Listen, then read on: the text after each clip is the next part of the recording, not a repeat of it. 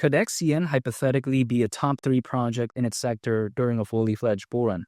I think hypothetically, yes. Even though that's not financial advice, the way I take a look at it is that why not? Of course, XRP is always going to be number one, XLM is always going to be number two. But it doesn't mean that having other options is a bad thing, because I think oftentimes some people that I know, they don't want to get into a dinosaur that has a market cap of over $100 billion. Much like in the case, arguably, people would say being XRP, which many consider to be a dinosaur, again, with an insanely high market cap. Some people don't want to get into that. And I think having other options is not a bad thing. Take a look at, for instance, is Tesla and Rivian the only electric car brands that exist as of right now? No. Other people, sometimes they want to try Volvo. Sometimes they want to try, the Mustang Mach-E. So the way to take a look at it is that sometimes people just like options. Not every single person is going to like the exact same project or the exact same car, for instance. Again, people do like variety. And I think that's a good thing, because here's the thing.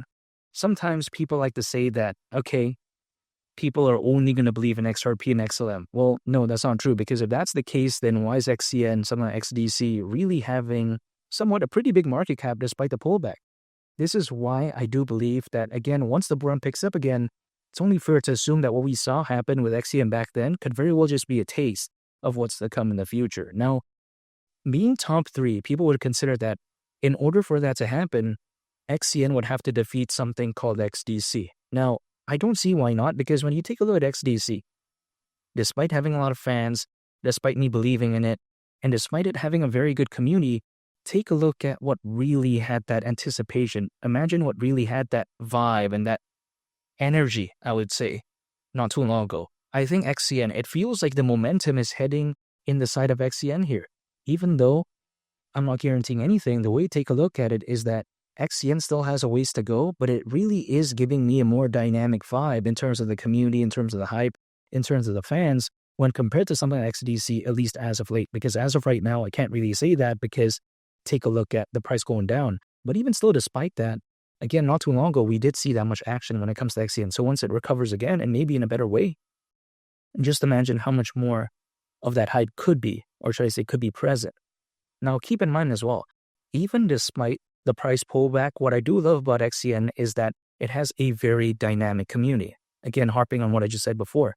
The reason being is because other projects out there, when the market is doing bad, when the price is having a pullback, much like what we're seeing as of right now, many of them just don't want to pay attention. Many of them just don't care. They don't really believe in the project. Many of them panic sell.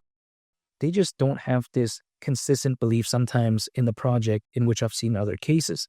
But when it comes to XCN, it feels like it's there for whatever reason. It feels like it has that energy, that aura. It feels like even though the price is doing good, they believe in it. When the price is doing bad, the passion and the drive still feels there, even though the enthusiasm may not be the same. But again, the passion and the drive is there. And I think this is a good thing, because when it comes to XCN, what it really reminds me of is a meme coin type of community, but then it's not a meme coin. So that's what I really like about it. Now, people may be thinking that, okay, this doesn't matter. Well, it does matter in my opinion, because as of right now, adoption isn't what usually people care about when it comes to these projects. If, let's say, only adoption was a main factor when it comes to something like, believing in a project, many NFT projects, DeFi projects, gaming projects, many of them really wouldn't do anything, or they wouldn't do well at all, because many of them don't launch anything really, but then their native token is still doing very well, even as of right now, still has a pretty big market cap. So the way to take a look at it is that the community really does matter a lot. Now, what is a way to get a better community and also to have an increased community? That's by having good exchange listings, which conveniently XCN does have. And let me explain why. Because if you take a look at XCN, for instance, we'll see that it's listed on exchanges like Coinbase, Kraken, KuCoin, Gate.io. Really big exchanges there. I mean, these are really massive exchanges, top 50, right? So the way to take a look at it is that when it comes to XCN, it has that covered. So during a fully fledged bull run, it's really going to showcase what it's capable of. And it's not like XCN is really lacking in terms of the fundamentals, because if you take a look at XCN, aka Onyxcoin, it is the native token of the Onyx protocol. Now, the Onyx protocol, it doesn't have the best adoption of all time, but really it's very similar in nature to Ripple and Stellar and also XDC. So again, this is why I believe that it could be something special. Now, not to mention, you take a look at, when it comes to Onyx, they're trying to make a difference though. How is that? they're trying to launch the mainnet of something called Goliath next year, which some people may think the name is whatever, but here's the thing. Goliath is supposed to be this amazing layer 1 blockchain for the world of finance. And now some people may think, oh yeah, but the mainnet is going to happen next year. Well, again, here's the thing. Many people don't really care about that because, again, we've seen these NFT, DeFi, and gaming projects, like I mentioned earlier in the video, that say they're going to launch something, but they never really do, but then they still do very well. However, on the flip side, Onyx, they actually have a plan to release it, right? It's not like another project that say, hey, we're going to do it, but then they don't specify the date. So in that aspect, it's already one step ahead. Not to mention, its testnet is expected to launch in Q3 of this year. So again, it has a good roadmap, has a good plan, and I do like that. Now, some people may be thinking, okay, with a market this massive, right? These projects that are focused on global trade and finance, payments, financial services, how can XCN be top 3? There's too much competition. Well, I'm going to have to disagree with that because even though there are dynamic competitors, it doesn't mean that there's that many. Now, people may be thinking, whoa, that's not true. Well, just think about this, right? Okay, let's say we take a look at projects that are related to XRP and XLM. How many people can name more than 10? Many people can say, okay, XRP and XLM, of course. So that's 2, right? They can say XCN XDC, so that's 4. They can say ZBCN. They can say also something like XPR. But really beyond 6, what can they say? Maybe they can say Ondo, arguably. But really, there isn't like 10 established, well-developed competitors, at least in my opinion. Now, some people may be wondering, okay, wow, what's the reason for that? Well, because of the Ripple and SEC case, at least in my opinion, I think because of that stuff going down, I think many developers were apprehensive to join in on the space because of the reputation, because of the optics, which weren't the best at that time.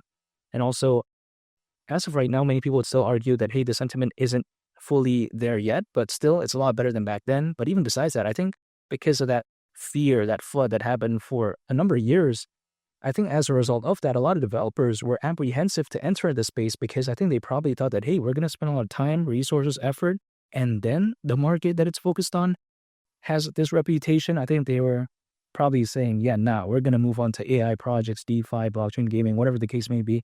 And as a result of that, for many years, we didn't see many new players step in, which is actually a blessing in disguise. People may think it's kind of bad because there isn't that many options. Well, maybe, but in that case, it's a blessing in disguise when it comes to something like XCN. So again, it has the opportunity to be top 3, and it's kind of up for the taking.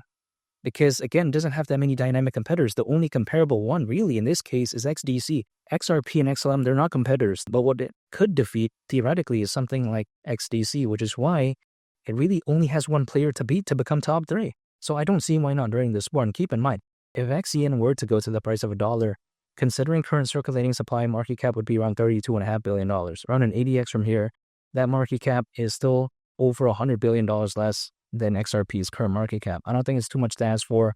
All I could do right now is stay patient because I think in the next 6 to 9 months, this could be a totally different story, which is why I still believe in XCN. I still believe in this crypto space. And I think once Bitcoin picks up again, once the space picks up again, man, I really can't wait. And again, XCN at the price of $1 wouldn't surprise me whatsoever. And being top 3 during this born in its sector, I'm not saying in terms of crypto projects, just in its space, I don't see why not.